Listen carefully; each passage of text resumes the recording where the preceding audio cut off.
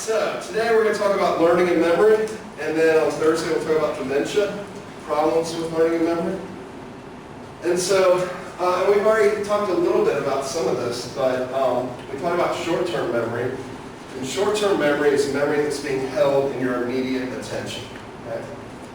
Memory that's held in your attention. So if you look up here, I'm going to show you a number. Don't write it down. I want you to memorize it. All right, everybody, look at that. A few seconds. Okay, write that number down.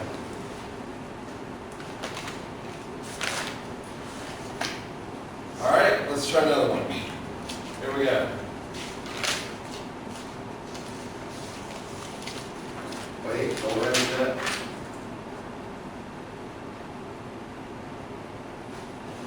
Okay, write that number down.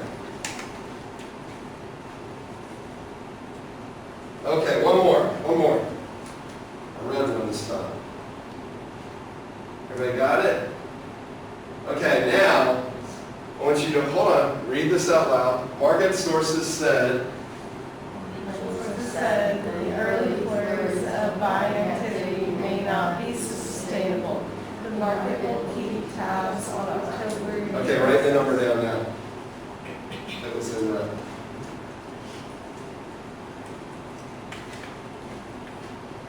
All right, so, let me back up. So how many people, somewhere I have this on, right? Okay, how many people got the red number right? Raise your hand. One? I thought I was guessing. You thought you were guessing, but you ended up getting it right? So one person got that right. All right, so how many people got the first number right? This one. Raise your hand. What do we got? 1, 2, 3, 4, 5, 6, 7, 8, 9. All right, 9 out of, what do we got today? 14. What about the 10-digit number? How many people got that right? 1, 2, just 2 people? All right. So, interesting. So what does that tell us? Between 7 digits, 10 digits, you had to remember that it's about the same amount of time. What does that tell you? It's easier to remember shorter things. Sure. Smaller amounts of time. Okay. So when you see this number here, how did you, what was your strategy for remembering that? Which one? The first one. Splitting it up into like pairs of numbers. Pairs of numbers. Okay. And then you rehearsed it. Right? So you're holding it within your short-term memory. Right? What about the 10-digit number? Those of you that can remember that, how did you do it? I remember the first 5, I remember the second 5, I remember the second 5. Okay. And so often, like a number like this, sometimes people treat it like a phone number. You guys, that's sort of a foreign thing to y'all, because you just put it in your cell phone and you don't remember phone numbers anymore because you just have them all in your cell phone. But breaking them into like 3, 3, and 4 is a strategy, right? And so what are you remembering if you have to remember 10 individual units, or what we call chunking, where you're just remembering 3 units, right? 3-digit number and a 4-digit number, right? As opposed to 10 individual units. Now, what made it so hard to remember the red one? Need to recite something right after it. Yeah, so when you had to read that out loud, you could no longer hold that number in your short-term memory, right? You could no longer rehearse that because your brain had to switch and start reading something, right? And that made it a lot more difficult to do. All right. So, with short-term memory, there's limits on how long we can remember things. It's only while we're rehearsing it. As soon as we stop rehearsing it, it goes out, right? And there's a limit for the capacity. Right? There's actually another shorter short-term memory that sometimes we call iconic memory or sensory memory. that is basically the mental representation of now. So as I'm talking, you're listening to my words, and when I say and, you're waiting for the rest of the sentence, you're holding that in a working memory, a memory of what I'm saying, so you can hear the end of the sentence and make sense of it. That's short term. That is sensory memory, sorry. Short-term memory is when we are actively processing and holding information in that frontal lobe area. It's something that's a little bit different.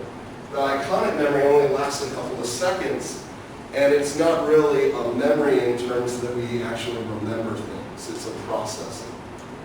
And then we have long-term memory, and long-term memory is where, because we have rehearsed something in short-term memory, we've now transitioned it into a neural trace that we can go back and retrieve at a later time. We've consolidated that short-term memory into a place that we can go back and get it later in time. Rehearsal. Rehearsal is what is going to prolong the memory storage, what is going to make the long-term memory stronger, right? Is rehearsal. And as I mentioned, consolidation is the term where we take something from short term and convert it into long term memory. Right? And so how long we're able to store things depends on how frequently we rehearse and use and access those things. Which is why I have a sheep brain neuroanatomy final at the end of the class, because I want you to consolidate and remember those terms and go back. And by having that span, it makes you have to rehearse and go back and not forget that. Right? From one week to another. All right. So in terms of long-term memory, we can further divide that into two different categories, big categories in learning and memory. We have explicit and implicit. Explicit, also sometimes called declarative memories, are what we typically think of as memories. We have semantic memory, which is specific information, right? Specific information. So when you're studying and memorizing what the paraventricular nucleus does in the hypothalamus, that's semantic memory. Right? That is factual types of things that you're intentionally committing to long-term memory, hopefully. Right? And episodic memory is the memory of what has happened. Right? So, Anna Lee, can you tell me what you had for dinner last night? Do you remember? A Caesar salad and pizza. Okay. Can you tell me what you had for dinner last Monday night? No. Do you think last Tuesday you could have told me that? Maybe. Just like you told me what you had for dinner last Actually, I night? had peanut butter and banana last Monday night. Oh, now you remember. Why do you remember that? Because I did Bible study with my friend in her room, and I just brought that for my dinner. All right. So, can you tell me what you had last Tuesday night? No. So, my point about this is, and I'm sorry to pick on you, is the episodic memory, we remember, it's stored in a long-term memory, but if there's not a meaningful reason, like you went to Bible study with a friend and you have more than just the fact that what you ate, but you took it there and there was this whole event that happened with it, then maybe you can remember that for a longer period of time, right? But typically, episodic memory tends to fade, what we did, unless it's meaningful to us, unless it has some sort of meaning, right? All right. Implicit memory is sort of a unconscious form of memory. It's things that we learn, and you may try to intentionally learn it when you're trying to learn how to ride a bike, right? You're trying to learn, it's an intentional act, but you're not really thinking about how you balance and how you move your legs and how you move your arms and where you're looking and all of those sorts of things, right? So implicit involves procedural memory, skills. It involves spatial memory. So when you first came to Wofford, if you weren't from Spartanburg, right, you had to learn how to get around Spartanburg. And you may have gotten a map and studied it, but more often than not, this is something that you learn just by experiencing it, right? And eventually you learn the route to get to the sushi place downtown, right? All right. So, in terms of learning and memory, well, we can talk about some different forms. We already talked about habituation and sensitization, which are two forms of learning, right, that we have in our lab. Classical conditioning is another simplistic type of form of memory. And so, classical conditioning, how many of y'all have heard of Ivan Pavlov, right? Almost everybody's heard of Pavlov, right? Famous Russian what? What was Pavlov? He was not a psychologist. Most people think he is. He's probably one of the most famous names in psychology, right? A lot of people recognize Pavlov. He was a physiologist. He could not care more about the brain. He ended up caring a lot about the brain in his career once he discovered this. So Pavlov was a physiologist, not a psychologist in Russia. And he was studying digestion in dogs. He was interested in how the digestive system works, in particular what sorts of enzymes were being released in the mouth in saliva in order to help facilitate digestion before food even got to our stomach. So his research involved putting these like ducts to measure saliva in dogs in the cheek of the dog's mouth. And then when they would feed them, he would collect the saliva and do analyses on what was present in the saliva. And what he found was as his lab assistants started getting ready to feed the dogs and clanking the dishes around and getting everything out, the dogs would start producing the saliva before the food was ever present. And he thought this was really odd, and he then did a series of experiments to understand why the dogs were doing this anticipatory response, and that turned out to be because of classical conditioning. So what happened with classical conditioning, we have an unconditioned stimulus, a stimulus like the dog's food, that's going to produce a response innately. So when you eat food, you naturally produce saliva, right? Increased saliva. So we have an unconditioned stimulus that produces an unconditioned response. These things are already happening naturally. What he found was that when you present a stimulus that previously was unrelated, like the clanking of the dishes around, or in sort of the classical case, ringing a bell. He didn't ring a bell. Well, eventually he did. He used a metronome, was what he used. The ticking of a metronome, and that was his stimulus, actually. So a lot of things about Pavlov people don't get right. Why the psychologist say didn't use the bell? We'll just say he used the bell. Or we just simply say what really happened was the clanking of the dishes, and that then starts to elicit, it becomes associated with the fact food's coming, and when this is repeatedly paired together, we start to elicit now a conditioned response. And the only difference between an unconditioned response and a conditioned response is the thing that causes them to happen. They're the same response, it's just one is caused by an unconditioned stimulus and one is caused by a conditioned stimulus. So before conditioning, you ring a bell and the dog just kind of looks at you like, oh, you ring a bell.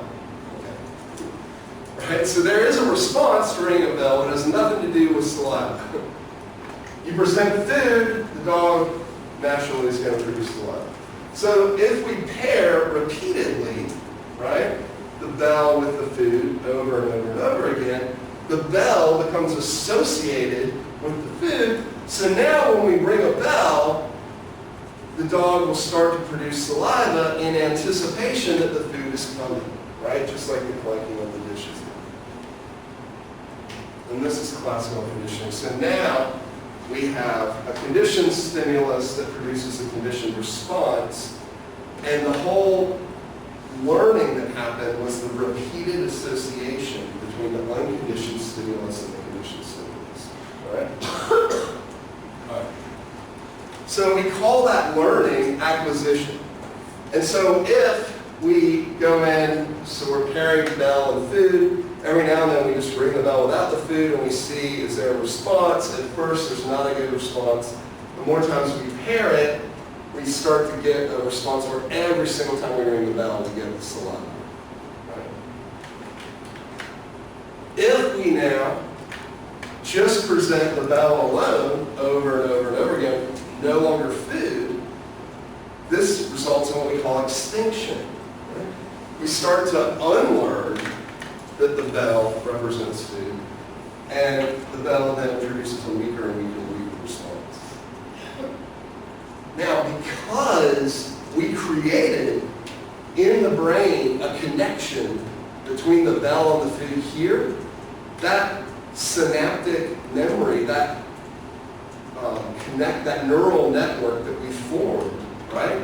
Even though we kind of break it here, we unlearn it, it never really goes away. And so if we wait a period of time and ring the bell again, we often get what we call spontaneous recovery, because that learning is still present in the brain, even though we have produced extinction. So spontaneous recovery is where we learn.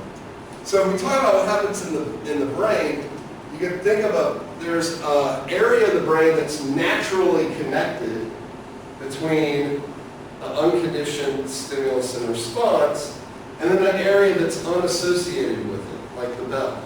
And by repeatedly presenting these together, we form a connection between these such that when we now take out the unconditioned stimulus and just ring the bell, it can activate this whole circuit and produce the conditioned response.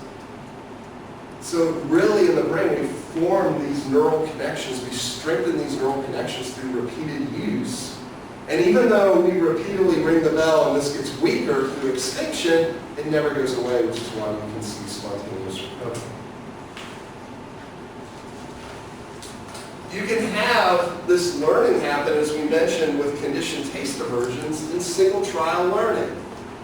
Right? Some of you that gave us examples of conditioned taste aversions, that only happened once. One time you got sick after eating bananas, and now you never want to eat another banana. So this can be conditioned learning can be a very strong thing, right? All right. So again, defining this, food is the conditioned response, the conditioned stimulus, the unconditioned stimulus is the virus, and the nausea, and that nausea then becomes a conditioned response with one trial to your unconditioned stimulus. All right? Okay. And that obviously would be a problem if you have it repeatedly. All right, so any questions on classical conditioning? We're good. All right, jumping forward to the 1950s, B.F. Skinner. B.F. Skinner with his Skinner boxes, where rats are pushing levers for reward. And he defines the properties of what we call operant conditioning. And operant conditioning is where we now can have the probability of a behavior. The probability of a behavior is determined by two things: whether or not that behavior is rewarded or whether or not that behavior is punished. We can decrease the probability of seeing that behavior through punishment, and we can increase the probability of that behavior through reinforcement. And this is a very simplistic type of way of thinking about this, but there's lots of things that in a class like Learning Adaptive Behavior that you will learn much more about. Okay? All right. So given that we have these sort of simplistic forms of learning, how do we start to think about it in terms of neuroscience, in terms of the brain? Because Pavlov and Skinner they were behaviorists, right? Skinner in particular sort of treated the brain as this black box. All he knew was These are things I can do in the environment to manipulate behavior, but I don't really know why or how this is happening in the brain. And so if we're going to talk about where learning and memory happens, there was a notion that we could find this thing called the engram. The engram is the physical representation of a memory in the brain. We know that there are areas, right, that are involved with things like the motor system and vision and the senses, right? We go in and map and say, hey, the auditory system is organized by frequency. We know there are areas of the brain that represent these things. So there should be an area to represent memory, an engram.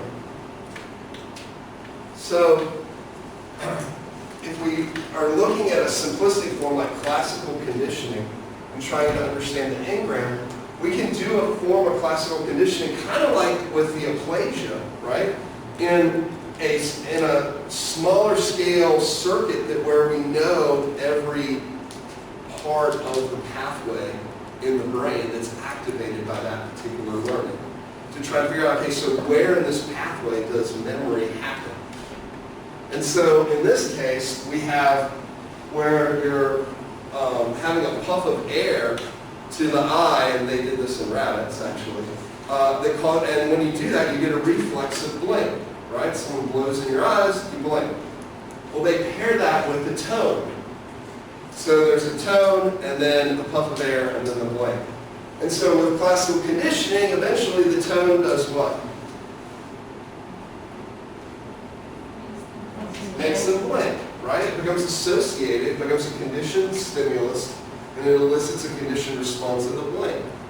Well, we can measure, we know this reflex has a very small pathway, right? It has a sensory input. It goes to an area of the cerebellum called the LIP, and then it goes to an output of the red nucleus, which causes the blink in the cranial nerves, right? So we know this pathway, it only has 3 or 4 places that memory could happen, where this learning could happen. And so here we see the more times we present the tone with a puff of air, the more times we get the blink, right? We know that there's this lateral interpostitious nucleus of the cerebellum, or LIP. We know there's a motor output, the red nucleus. Basically, those are the only 2 places activated in the brain in response to this reflex where learning could occur. So if we go in and anesthetize these areas, we put a local anesthetic to shut these areas off, and we shut off the red nucleus, we don't get any blinking, right? Because we turned off the motor output. We're still pairing the tone with the puff of air, but we're not getting the response because we have blocked that area. We haven't blocked the LIP, but we blocked the red nucleus. So here, no response. If we now come in and allow the red nucleus to recover and just present the tone, this is what we see. What happened? Even though we had no response here, when we now present the tone, we get a response. So what happened? A connection was made even though we couldn't demonstrate the output. Right? So if we go in and do the same thing and inhibit the LIP, which is the other place, again, we don't get a response because we're anesthetizing that area. After we're done, what do you think happened?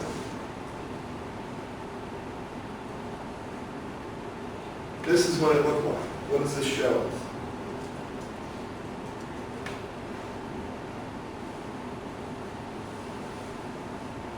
What does that curve look like?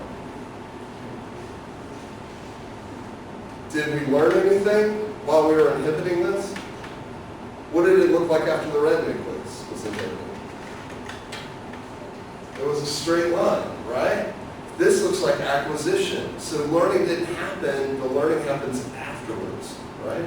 So this basically shows us that the connection, that the LIP, this part of the cerebellum, has to be functional in order for learning to occur. And not only that, we don't even need to have the output, the blank, in order for the learning still to happen. Because it's happening prior to that output in the cerebellum. And if we block the cerebellum, no learning occurs. The learning has to occur after the cerebellum recovers. So this sort of very simplistic experiment, blowing air in a rabbit's eye, allow us to understand a really important part of implicit, right? So classical conditioning is a form of implicit learning, right? Procedural learning that happens in the cerebellum. So cerebellum is not just for balance and coordination, but it's actually an active center for learning. All right. So what about more complicated tasks like semantic or declarative learning? It turns out if we look at people's brains while we're asking them to do a memory recall task, area of the brain deep in the temporal lobe gets highly active, the hippocampus. So people begin to think, okay, well maybe the hippocampus is where learning occurs. That's the in brain. Right? And it turns out that the hippocampus is actually required for storing memories, and it may be involved in retrieving memories, but it looks like areas like the frontal lobe are more important in actually retrieving or identifying memories. So here is brain activation when we're listening to our own autobiography. So we're listening to things that happen, episodic memories that happen to ourselves, versus listening to someone else's biography, which is going to still trigger areas of memory in the temporal lobe, but because we haven't encoded, we're not retrieving those, it's something new that we're hearing, things that happen to someone else as opposed to things that happen to us. When the things that happen to us, we get lots of areas of frontal lobe and other areas that are also activated. Okay. So, we know the hippocampus is important in declarative memory formation, creating those new connections. We know the temporal lobe is important in storing those connections. And it looks like, in terms of an engram, where memories are located, the hippocampus doesn't store declarative memories, but it looks like it does store spatial memories, a form of implicit learning. So procedural memory is stored in the cerebellum, or uses the cerebellum for learning. Spatial memories in the hippocampus, and declarative memories through the hippocampus stored in the temporal lobe. All right. So, just to refresh your memory, hippocampus located here behind the amygdala. And the first clinical evidence that we had of the importance of the hippocampus came from a very famous psychology patient, HM, that's his initials. And in 1953, he had such debilitating seizures that were originating in the hippocampus that the doctors said the only way that you can have any semblance of a normal existence is if we go in and we remove your hippocampus so that you quit having these seizures, these horrible seizures every day. And so they did just that. They went in, and you can see here the lesions in his head where they removed the hippocampus. And it worked. He quit having seizures. Unfortunately, it also was the first time we realized the importance of the hippocampus in the fact that HM could never form another long-term memory the rest of his life. I would overstate that a little bit. He could form some, but it was very, very difficult for him to form long-term memories. So he had a form of anterograde amnesia.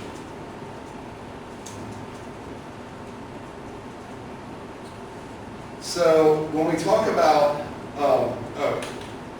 some interesting things though about HM. So he and his family allowed psychologists to test him for pretty much the rest of his life to try to understand. It was the first time we really saw this, and we knew, okay, here's what the hippocampus does, and now we have a subject. We'll probably never have another person like this again. And he allowed them to do all of these different psychological tests to really kind of understand what the role of the hippocampus is. And what they found out was you could go into the room with HM, and as long as he held that information in short-term memory, you could introduce yourself. Hi, I'm Dr. Pittman. We're going to do some tests today. And he'd be like, hey, how are you doing, Dr. Pittman? Great. I walk out of the room. He doesn't rehearse my name. I come back in. It's like we've never met because we didn't meet prior to his surgery, and so he doesn't know who I am. And I have to reintroduce myself. And I said, okay, today I'm going to show you this puzzle and you need to solve it. And so they gave me this puzzle. It's called the Tower of Hanoi. You've probably seen it. It's where you have three pegs, right? And you have some discs that are bigger, smaller, and smaller. And you say, okay, I want you to take all the discs and put them over on this peg one at a time, and they have to be in the same order, biggest, middle, smallest, but you can never put a bigger disc on top of a smaller disc. So how do you do that? What would be your first step? So take the small one, and where are we going to put it? So we're going to take the small one, let's put the small one over here, right? Then we're going to take the medium one, and where are we going to put it? The middle, and then we're going to put the smaller one on top of that, and then we put the big one here, and then we put the small one back here, put the medium one, and now we can put the small one over here, and we've done it, right? And you do this with, instead of 3 discs, 7 discs, 9 discs. It gets a lot more difficult, there's a lot more steps, but once you figure the strategy out, right, some trial and error, right, and you figure that out and you get better at it, and once you figure it out, you learn the strategy, you're good, right? So HM does this task, right, comes in the next day, and we show this to him, and we say, okay, there's this puzzle, this is what we want you to do, go ahead and do it, and he does it in the very first try. They say, have you ever done this before? I have no idea what you're talking about. Never seen this puzzle, nothing, right? Yet, he has learned it because procedural memory is stored where? In the cerebellum, which is not damaged in HM. He can't remember the episodic memory, the declarative episodic memory that he learned this yesterday, but it's in there. The procedural skill is in there. And so we learned some really crucial, sort of important things about the hippocampus and the cerebellum, the procedural memory. All right. So, types of amnesia. I mentioned anterograde is what HM had. This is where you can't encode new memories. It's an encoding issue. We can't consolidate from short-term memory to long-term memory. Retrograde amnesia is where we can't remember events that happened, that got encoded. We can't retrieve them. They're in there somewhere, but we can't retrieve them. Amnesia is very common after traumatic brain injury, after the brain is traumatized. And so people are in a serious car accident, have head trauma, and they can't remember what happened earlier in that day. Earlier in that day, they were encoding memories. Their brain was working just fine, but they can't retrieve them. That's retrograde amnesia. Right after the injury, if the brain is still traumatized, they may not be encoding memories, and they'll never be able to remember those because they're not getting encoded. Retrograde usually gets better after a serious head trauma. Someone may not remember what happened 6 months before. And then it becomes 4 months, and 3 months, and 2 months. And there may be some small period that they never fully are able to retrieve. But because those memories were encoded, it often recovers. All right. So measuring spatial memory.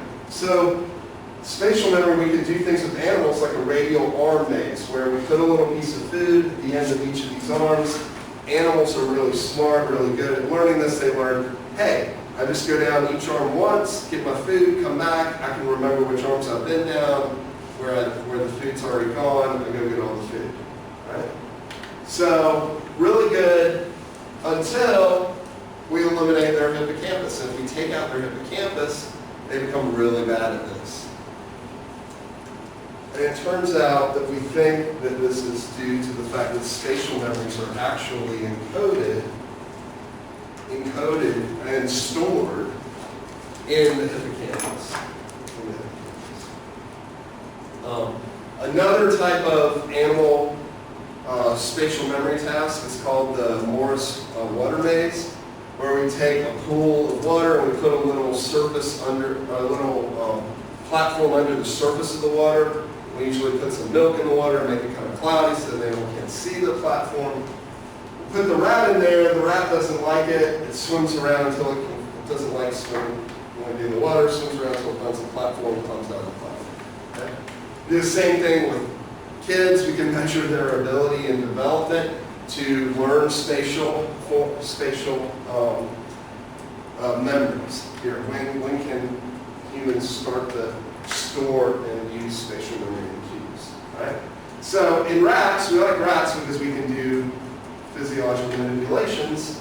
So we put them in the controls. They learn to swim straight to the platform. It doesn't matter where we put them in the water. We can put them in a different place, and they look at the cues and they're able to go straight there. So it's not that they're just swimming in a straight line from this position. We can put them in a different position, and they go pretty much straight to the platform. They learn where the platform is in the water.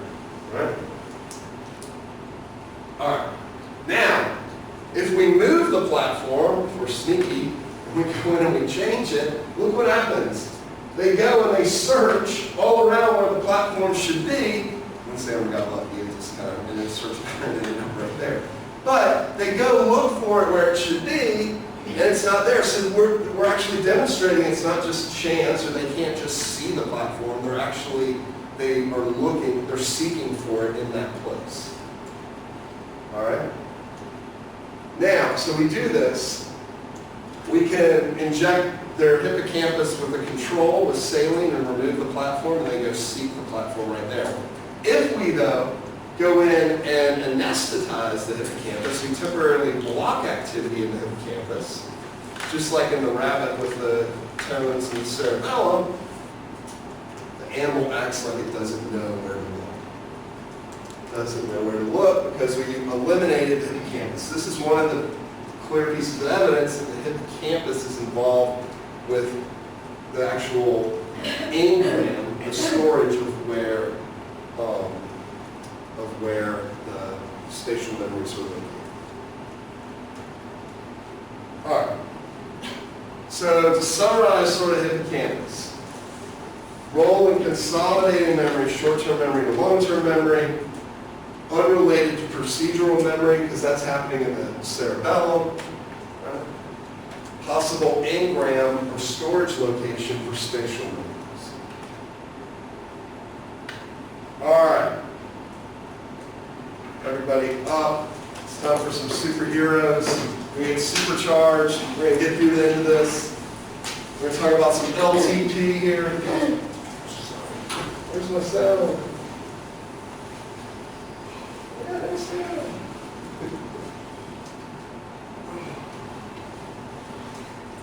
All right, we're doing punching. So disappointed I have no sound today. Because these superheroes are really fun. Hold on. Somebody block that. Welcome to our superhero jamming minute. You will start 10-arm punches. 1, 2, All right, let's go 10-arm punches in. 5, 6, 7, 8, 9, 10. 10 muscle poses. 1, 2, The glucose going. We're going to wake up. We're going to finish this lecture today. 7, 8, 9, 10. 10 windmills. 1, 2, 3, 4, 5, 6, 7,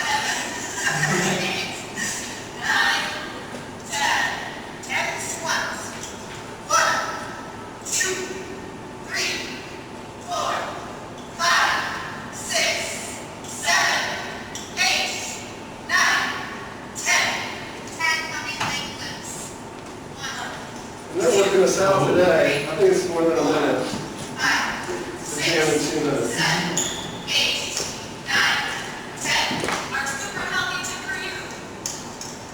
Drink lots of water each day to maintain a healthy body. I'll post this. More proof that teachers will go to know and the humiliation. I'll post this to YouTube later. Thanks. You know you're just jealous. All right, so we're going to spend the rest of today talking about how these memories actually get stored. So we've identified some places in the brain responsible for memory. Now we're going to talk about what Dr. Pittman loves, the molecular events that happen that underlie this stuff right here. All right, so Donald Hebb, back in the 1950s, wrote a book. So this is the heyday of B.F. Skinner. Opera conditioning is all the like rage, everybody's doing it, talking about it. But B.F. Skinner really is emphasizing this black box. The brain is this black box that we don't know what's going on. Hebb's like, wait a minute, we can figure this out. And so Hebb wrote a book called The Organization of Behavior, and this subtitle, Stimulus and Response, right? This is opera conditioning, and what occurs in the brain in the interval in between. He was the first neuroscientist type of person to try and describe how this learning was happening in the brain. How is this happening in the brain? And he came up with the theory of neural networks. And so he said, okay, you have this stimulus that comes in and it activates part of the brain, just like we talked about with classical conditioning, right? And when you have two things that are happening at the same time, the fact that those two parts of the brain are active at the same time strengthens connections between them, such that those connections can become so strong that one can activate the other. Right? And so there were two important principles of neural networks. One, that all these neurons are connected to each other, and the connections are weak and not really active until there's activity, and then activity strengthens the connections that exist. Okay? Activity strengthens the connections that exist. And when we don't have activity, that connection becomes weaker, and when we do have activity, that connection becomes stronger. It's really kind of a simplistic idea for these neural networks, right? So we have all these neurons that are connected, and if two neurons are active at the same time, that line, that connection between them becomes stronger. So you probably can't remember how you learned what a dog is, but maybe you have younger nieces or nephews or brothers or sisters that are learning this. And so if you're trying to learn what a dog is, right? How do you learn it? What's that process? How can you imagine how that works for a small child? You can show a picture of a dog or show them a dog and then say, what is this? And then, it's a dog. It's a dog, right? And so what characteristics does that dog have? First thing you can notice is like the It makes a certain noise. It barks, right? It has fur. It has 4 legs. It has a tail. It's a certain size in general, right? And so all of those characteristics, we're trying to develop a neural network to recognize what a dog is, right? We can imagine that there's different features like tail, 4 legs, right?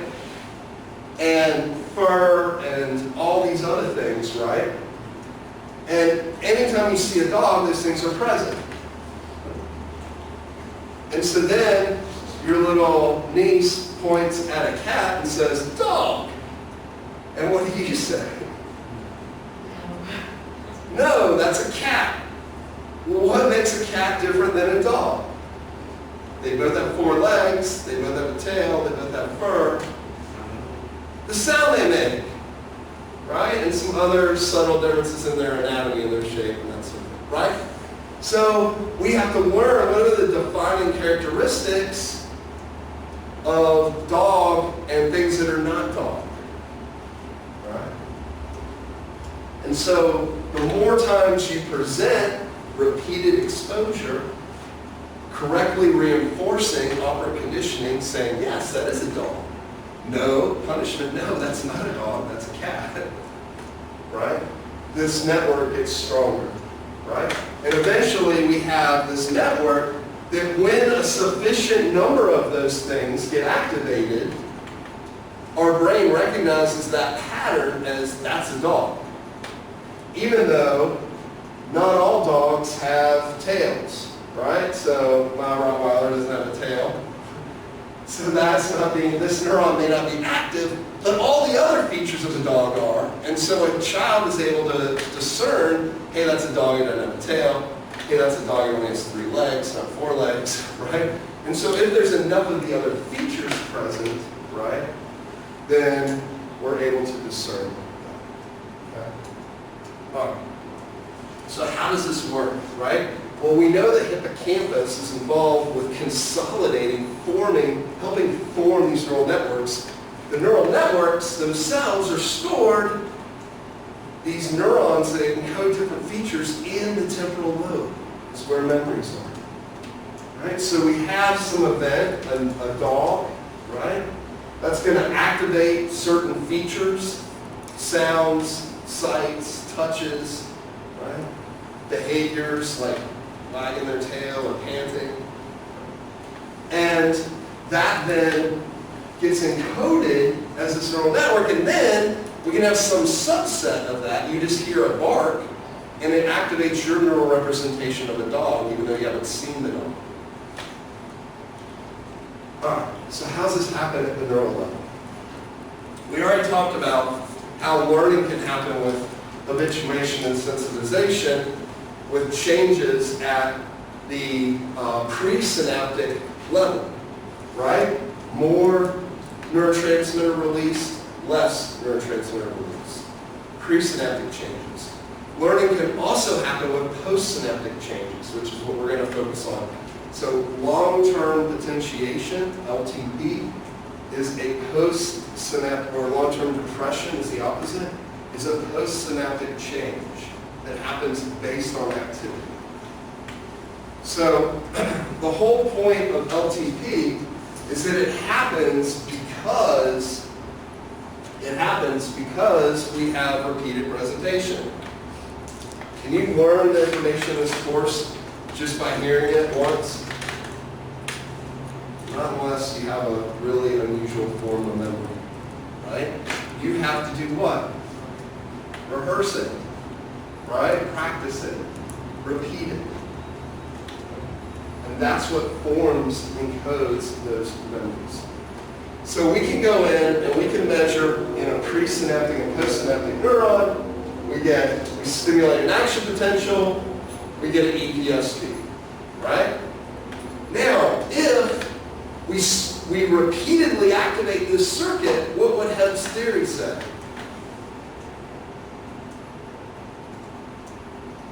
What would Hebb's theory of neural networks say if we repeatedly activate this neuron? The connection would get stronger. And in fact, when we repeatedly stimulate that, and then we come in after that with a single action potential, the EPSP is bigger. One action potential bigger EPSP because of this, because of the repeated stimulation. So how does this happen?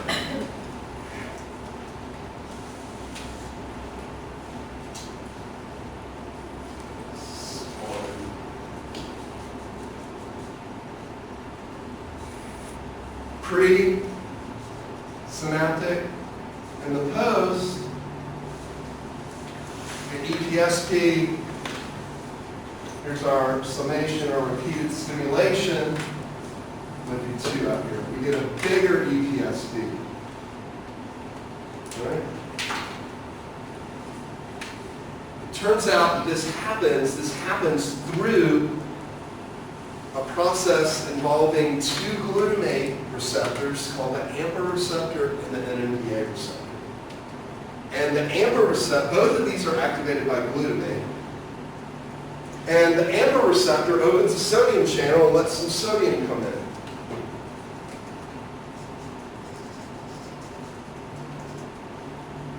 Right? So we get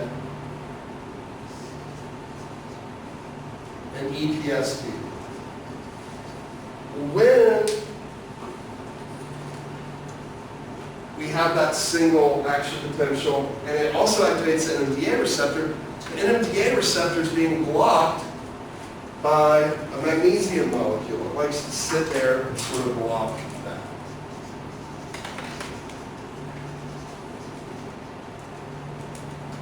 So it's not active here.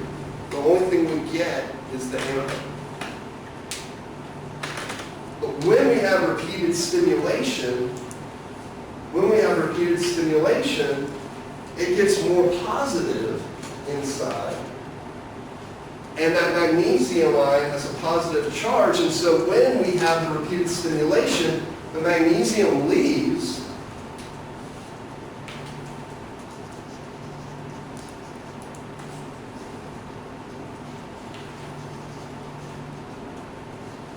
Magnesium leaves because of the vigorous stimulation through AMPA.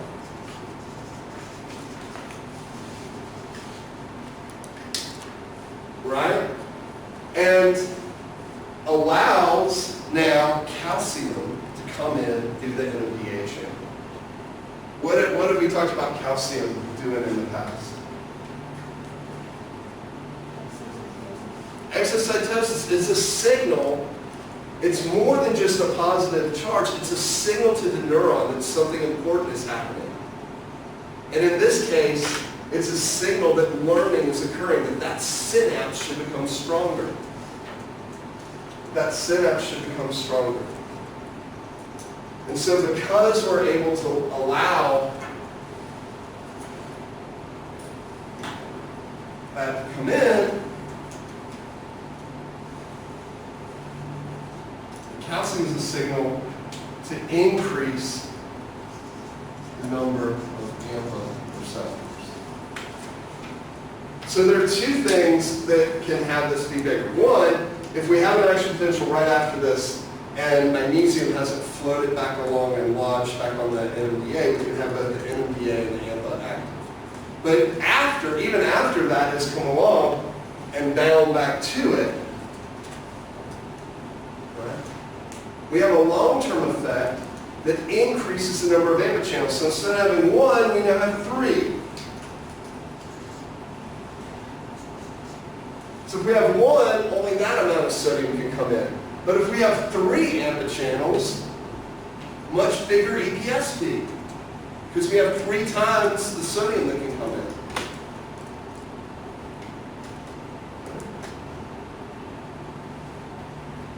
Are we good?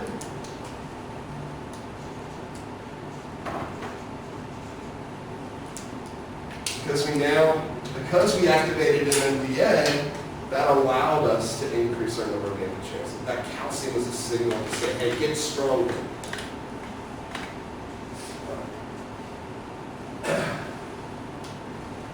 In addition to having LTP, where we insert AMPA receptors, if we don't use that connection for a long time, what happens? The memory fades. It gets weaker. And we get the opposite, which is long-term depression, where now we're going to pull those AMPA receptors out because we're not using them. And so we lose the learning.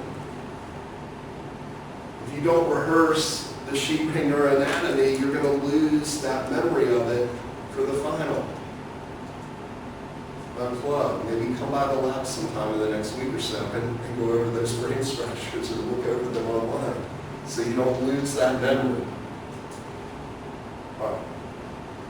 Not only do we get increases, we can get so many new receptors formed that we actually form a new connection. So we can increase the connectivity between those neurons.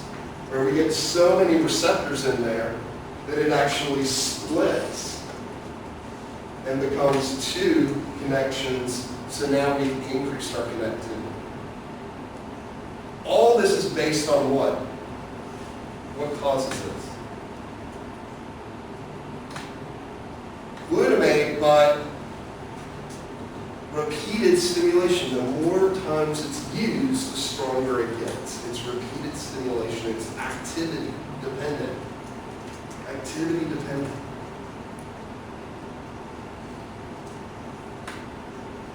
All right. So this is great that now we're stronger, but what we can do now is say here, when we have that one action potential, we're releasing 10 glutamate molecules, right? And so here we're releasing 10 glutamate molecules. 10 are acting on one receptor, 10 are now acting on 3 receptors, bigger response. Good? What could be nice though is to say, hey, instead of just being a bigger response, you know what? This response is fun, but now you don't have to release as many glutamate to get the same response. So we get the same EPST,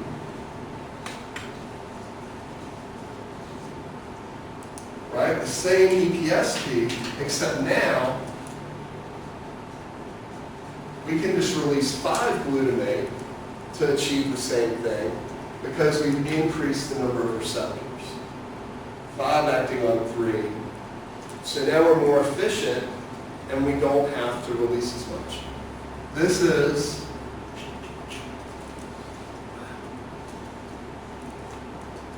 a retrograde signal. A retrograde messenger from the postsynaptic side to the presynaptic side to say, hey, I got stronger, I made more receptors, you don't have to work as hard, you don't have to release as much neurotransmitter, and we're still going to have a good connection. We're still going to have a good connection.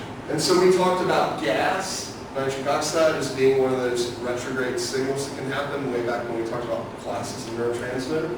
And it turns out that a really important one are our endogenous cannabinoids. So there's CB1 receptors that are going to receive this endogenous cannabinoid signal back to say, hey, learning occurred, good job, I strengthened my number of receptors, so now you don't have to work as hard. So this is sort of a complicated slide, and I don't have to get into all of this, but what I want to show you is that when we come in and we block CB1, when we come in our controls, so here we're sort of probing, we're getting this level of response, right? We repeatedly stimulate in this break, and then we come in and we measure, and in the controls, that response gets smaller because we're now releasing less neurotransmitter. If we block CB1, we don't reduce, we don't get a retrograde signal, we don't reduce that signal. That's all you really have to do. It's kind of weird because it goes down instead of up. So we can come in and experimentally identify the fact that that retrograde signal acts through the cannabinoid 1 receptors. And not only can we block it, but we can come in and with an agonist, we can have no learning. So we don't do this. We just simply supply a fake agonist for CB1. And it induces the same effect as if we had stimulated it, as if learning had occurred. And if we block CB1, it prevents learning from occurring.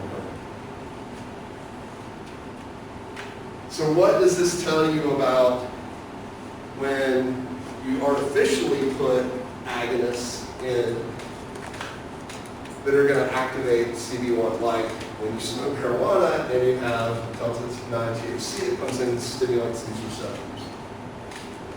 What is it doing?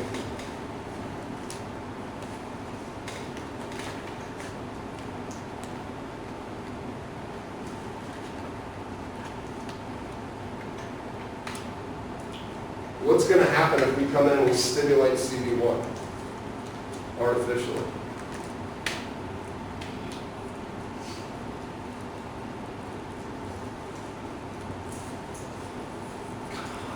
I'm not going to answer the question. You have to answer this question.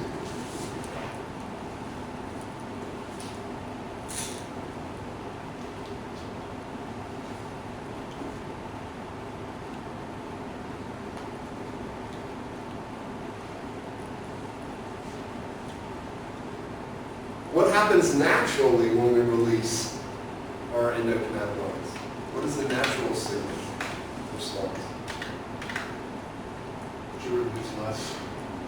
To go from 10 glutamate to 5 glutamate. That's what this signal does, right? So what happens then when you artificially stimulate this?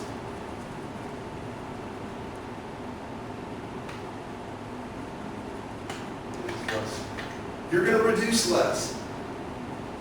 Naturally, we reduce less. Why?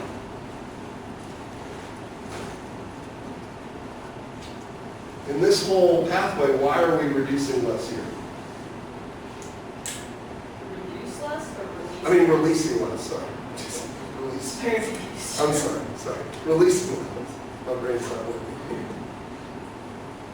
There are more channels. Because we added channels and we strengthened the synapse, right?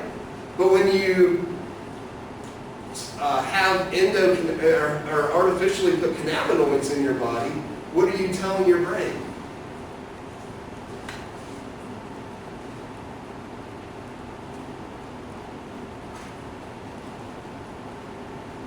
What are you telling your brain?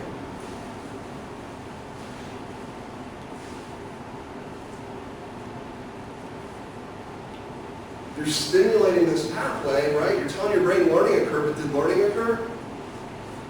No. So you're telling your brain, hey, release less neurotransmitter, but you're not stronger. There's no additional receptors because of that. Right? And this is how those chemicals, those drugs can affect memory, because you're essentially saying that you formed memories, but you didn't. It's telling your brain, don't work as hard.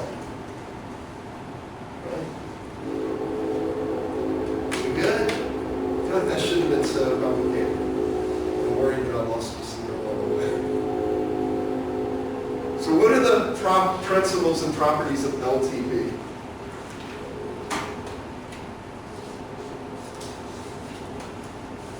What has to happen with LTP?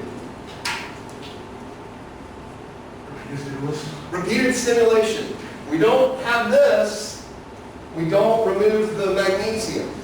It's allowing NMDA to get active, right, through repeated stimulation that provides the calcium signal to strengthen the connection, right, to strengthen the connection. You good on that? This is a really important point, okay? So think about it. Dogs, fur, 4 legs, bark, have a tail. Look happy when you call their name. That's such complicated things. Repeatedly, all those neurons, how do we form that neural network? Right? How do we form that neural network? How do you recognize what is an apple versus what is an orange? How do you do that differentiation? They're both fruits, right? They both taste kind of sweet. How do you do the differentiation? Color, texture, stuff. Yeah, oranges are orange. Are apples orange? What color are apples? Green. All right, how many people said red, thought red? How many people thought green? Right? Apples can be green or red, right? So we have competing information, but all apples are hard, they have a peel, they have a taste, they have a firmness, right? So there's other things. Color, it can be one or the other, but all those other things are always the same, therefore. And because you have repeated stimulation, those neural networks get formed, they get stronger, and they all become active. When one of those becomes active, even when I just say the word apple, in your head you have a that activation of that neural network, and you get a mental representation of what an apple is. And depending on your individual experience, it's a red apple or a green apple initially, right? Because one of those circuits is stronger than the other, and so you see that red versus green color, and green versus red. Is all this making sense? Does all this come together? So you need to understand how this can underlie neural networks and differentiation between two things, like an orange and an apple, right? Or a dog and a cat. All right. Review points. You guys get 5 minutes of your life back today. And your lab reports should be in the lab and should be switched correctly. I should put it down there and double check that. Your data for the ASR lab is due at 8 o'clock tomorrow. Please make sure you get that into the Google data sheet if you haven't already done that. I'll post a picture of this on the Course Noodle site. Good?